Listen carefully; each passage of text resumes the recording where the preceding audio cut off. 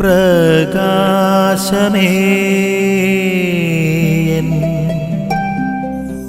മിഴി തുറക്കുക വേഗം.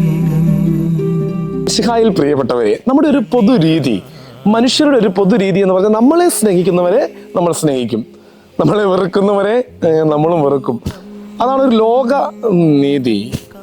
പക്ഷെ അതിൽ നിന്ന് മാറി ഡിവൈൻ ജസ്റ്റിസ്, ദൈവിക നീതി എന്ന് പറയുന്നത് എന്നെ വെറുക്കുന്നവനെ പോലും സ്നേഹിക്കുന്ന ഒരു മനസ്സ്, എന്നെ തള്ളിപ്പറയുന്നവനോട് പോലും സ്നേഹം കാണിക്കുന്ന ഒരു മനസ്സ്. എന്നിട്ട് ഈശോയോട് പറയുകയാണ്, അഗാധമായൊരു കരുണ, നിന്റെ പിതാവ് കരുണയുള്ളവനായിരുന്നത് പോലെ എപ്പോഴും കരുണയുള്ളവനായിരിക്കുവിനെന്നാണ് ഇവിടെ വചനം ഓർമ്മിപ്പിക്കുന്നത്. കാരുണ്യം വറ്റി നിൽക്കുന്ന ലോകത്തിൽ, കരുണയുടെ വക്താക്കളാകാൻ മനുഷ്യർ ഭയക്കുന്ന മടിക്കുന്ന ലോകത്തിൽ, കരുണയുടെ വക്താക്കളായി തീർന്നുകൊണ്ട് മറ്റുള്ളവരെ സ്നേഹിക്കാൻ എനിക്കെന്ത് ലഭിച്ചു എന്നത് നോക്കി അതിൻ്റെ പ്രതിഫലനമാകാതെ ഞാൻ എൻ്റെ ഉള്ളിൻ്റെ ഉള്ളിലൊന്നും പ്രതീക്ഷിക്കാതെ നിസ്വാർത്ഥമായ കരുണയുടെ പ്രവാചകനായി മാറുവാനുള്ള കൃപ ഞങ്ങൾക്ക് ഏവർക്കും നൽകണമേ എന്ന് നമുക്ക് ആത്മാർത്ഥമായി പ്രാർത്ഥിക്കാം.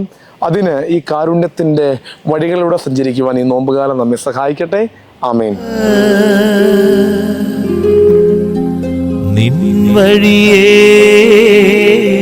നടക്ക